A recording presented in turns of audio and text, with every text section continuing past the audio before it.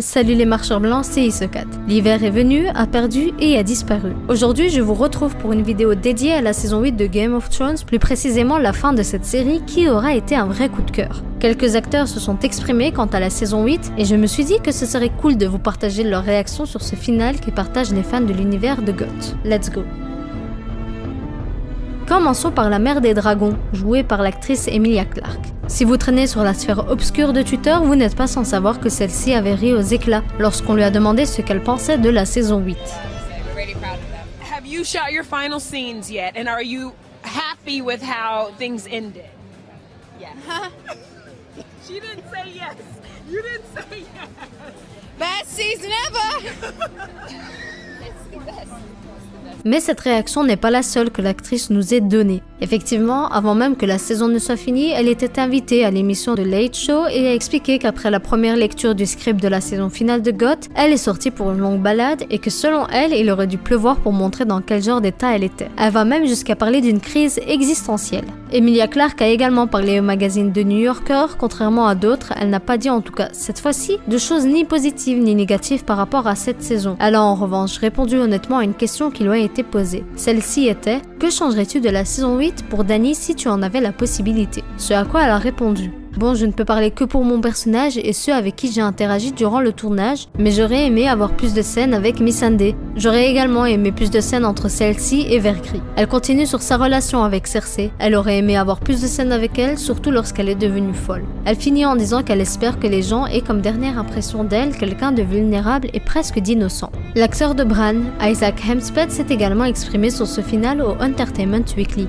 Il leur a dit qu'il pensait s'être fait pranker. Il dit « Quand j'ai reçu le script dans la fosse des dragons du dernier épisode, j'ai vraiment pensé que c'était une blague et que le scénariste avait envoyé à chaque acteur un scénario dans lequel leur personnage finissait sur le trône de fer. Mais il est tout de même satisfait de cette fin. Il dit « Je suis content même si j'aurais préféré mourir dans une bonne scène avec ma tête exposée ou quelque chose dans le genre. » Hempstead Isaac pense que Bran la corneille à 3 yeux ferait quand même un bon roi par rapport à son statut de corneille, sachant ce qu'il se passe dans le passé, présent et futur. Mais il dit aussi qu'il pense qu'il manquerait peut-être quelque chose dans le fait d'avoir un vrai leader qui a des émotions, qui est une qualité importante pour un roi ou une reine. Quand il a su pour la pétition, Hempstead s'est exprimé sur le sujet dans The Hollywood Reporter. Il dit que lui est content du tant controversé plot twist concernant Dany dans les derniers épisodes. En parlant de la pétition, il dit que c'est juste absurde, c'est ridicule selon lui que des gens pensent qu'ils peuvent demander une fin différente juste parce qu'ils ne l'ont pas appréciée. À son sens, c'est une bonne fin. En parlant de Dany, il dit « C'est sûrement un personnage que tout le monde aime. Dany est un personnage brillant qui a fait tant de choses fabuleuses et sauvé beaucoup de gens. En tout cas, Bran the Broken a fini sur le trône des 6 royaumes,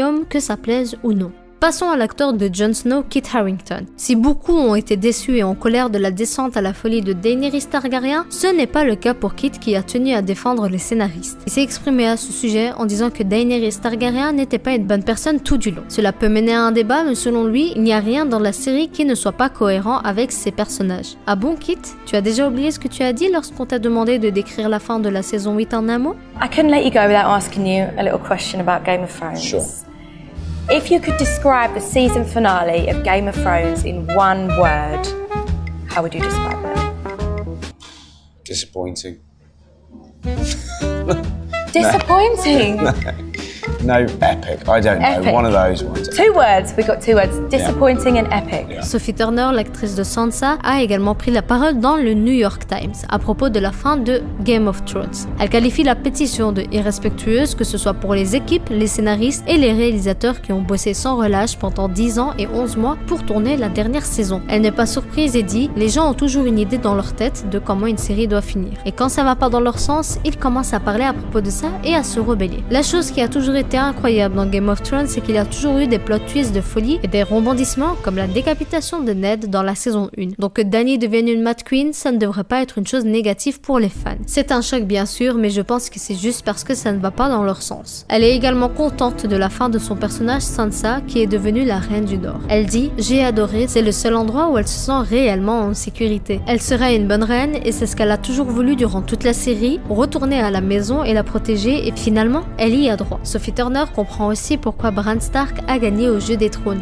Le roi Bran le Brisé, je suppose que c'est inattendu, mais ça a du sens. Le meilleur moyen pour nous d'avancer vers le futur, c'est de regarder dans le passé et de ne pas répéter les mêmes erreurs. Et c'est la seule personne qui sait tout, donc c'est logique. On a l'impression qu'il serait un dirigeant incroyablement juste. Voilà, c'était tout pour aujourd'hui. N'hésitez pas à me dire quel est votre avis par rapport à cette saison 8 qu'on a longtemps attendue. Personnellement, j'ai été très déçue de cette fin qui est incohérente. Je comprends qu'on puisse trouver cela logique de mettre Bran le Brisé comme roi et protecteur des 6 royaumes, mais ça n'a pas de sens par rapport au reste de la série. Bran Stark est devenu la corneille à 3 yeux et depuis, il n'est plus Bran. Il ne cesse de le répéter et ce particulièrement durant cette saison 8. Il n'est censé ne plus avoir de rapport avec le royaume humain par rapport à son statut de corneille à 3 yeux, mais accepte de devenir roi des 6 royaumes alors qu'il ne souhaitait même pas être gouverneur du Nord et seigneur de Winterfell à son retour. Malheureusement, la cohérence n'est pas présente, même si je comprends le choix des scénaristes de le mettre sur le trône justement pour avoir un souverain juste, mais alors ils auraient dû passer plus de temps au développement de ce personnage. Par exemple, j'aurais bien aimé le voir récupérer son humanité et s'intéresser à la politique juste après l'extinction des marcheurs blancs, mais ce ne fut pas le cas. Alors oui, ça sort malheureusement de nulle part, et je comprends qu'on puisse être déçu de cette saison qu'on a patiemment attendue et qui s'est vu manquer cruellement de temps. Je suis impatiente d'avoir votre avis dans les commentaires, je sais qu'ils sont partagés, donc dites-moi ce que vous en pensez. Abonnez-vous aussi à la chaîne si ce n'est pas encore fait, activez la cloche et surtout likez la vidéo et partagez-la avec vos amis. Ça me ferait extrêmement plaisir.